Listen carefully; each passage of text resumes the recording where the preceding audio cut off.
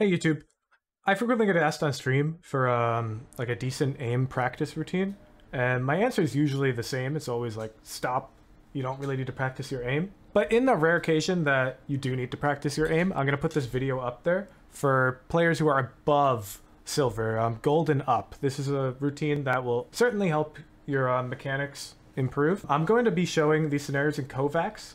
You should be able to find similar scenarios in aim labs if that's your preferred aim trainer, but I'm going to use Kovacs because this is what I prefer. So we're only going to be playing 4 scenarios, and I'm going to walk you through each one, okay? I'd recommend you play roughly 3 minutes per scenario, only about 12 minutes in the aim trainer, and then we're going to play a lot of deathmatch, okay? Valorant is not a game of aim. It's a game of movement, game sense, crosshair placement, and then a little bit of aim thrown in. So our practice should reflect that. We're going to do a little bit of aim practice, and then a lot of movement, crosshair placement, and shooting with real guns practice. So without further ado, let's go through the playlist. So the first scenario I'd like us to play is called 1 wall 5 targets Pasu. These targets are basically, they're going to be moving, and we want to be aiming for like 100% accuracy, very carefully following them. If you miss, I'd suggest you go to the next target. So don't shoot more than 1 bullet at a target, okay? All right, so after we play Pasu, there's 2 different scenarios that we can choose between. There's pressure aiming 10 targets and pressure aiming 7 targets. I'd recommend you try 7 targets first, because 10 targets can be rather overwhelming for most people. The way the scenario works is, as the targets spawn, they're going to grow, and you have to shoot them before they grow too big. So you have to keep track in your peripheral vision the order at which they're spawning in. I'm going to do 10 targets here, because I'm rather familiar with the scenario, but most people should do the 7 target scenario.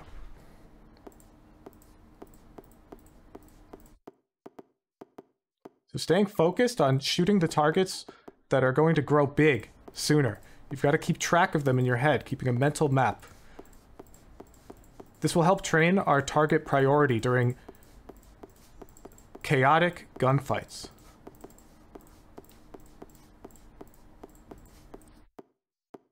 You should be able to do this without any exploding on you. So I recommend only moving on to the 10 targets version if you can successfully complete a full run on the 7 targets version without any dots exploding.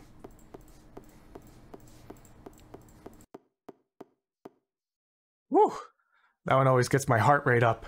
All right, that one should really get to you. The pressure on that one is really high, and it should help you practice aiming in intense scenarios. Make sure you try to keep your arm relaxed while you run the scenario, okay? It's very important. All right, after we play that one, we're going to move on to 1 wall, 6 targets small. This is a static dots task where the dots do not move, and we want to keep that energy and sense of urgency we felt during pressure aiming and pull it over into the static dots. You want to push yourself to try and aim for 85% accuracy.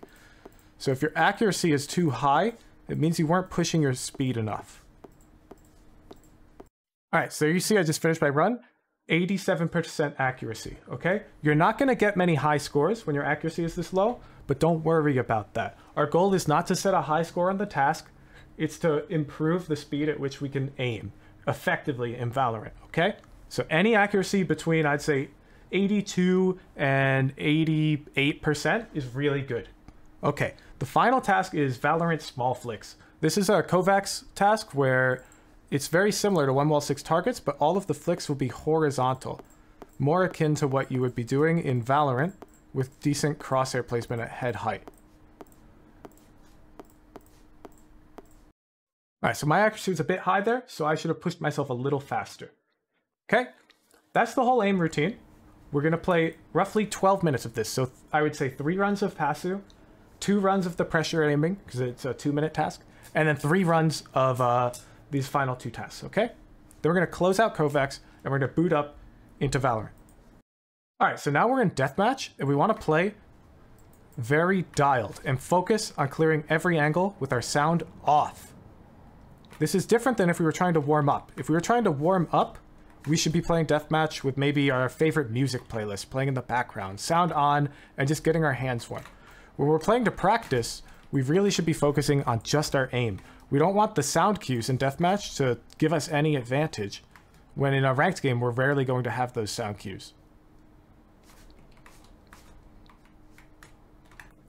So I'm aiming very quickly, staying dialed as much as possible. I'm trying to hit headshots with proper gunfight hygiene. It's important not to rush your shots. It may look like I'm aiming quite quickly, and I am, but that's because I'm an experienced player. I'm taking my time with these shots. It's just to your eyes, it may look like I'm rushing them, okay? So you want to make sure you're aiming at your target that you're trying to kill, similar to how we were playing our Pasu task at the start of our session.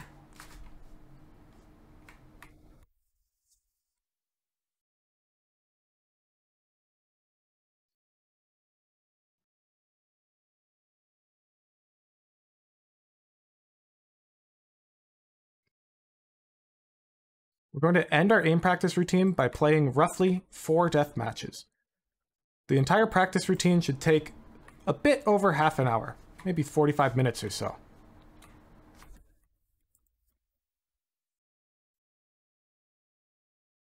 One of the most important things in Valorant is being constantly dialed during the round.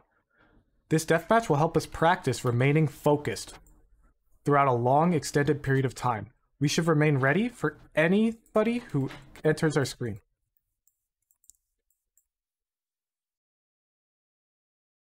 And there we go. I won my deathmatch, and I'd play 3 more if I were trying to do a proper practice routine. Keep in mind that a practice routine and a warm-up are different. You do not want to do something this intense before you queue ranked. This is the type of thing you want to do at like the end of your day or at the beginning of your day with a break before you queue ranked.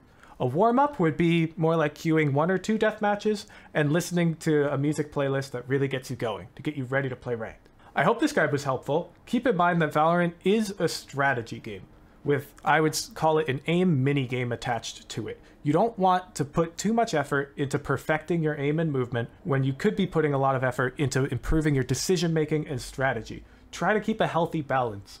Don't just dump 50 minutes per day into your mechanics and then queue ranked. Make sure you're putting in some time into learning, strategy, reviewing your VODs, and thinking about how utility usage can benefit you in your games. Thanks for watching. I appreciate everybody showing up to my YouTube channel. The growth recently has been fabulous. I'm looking forward to seeing you all on my stream.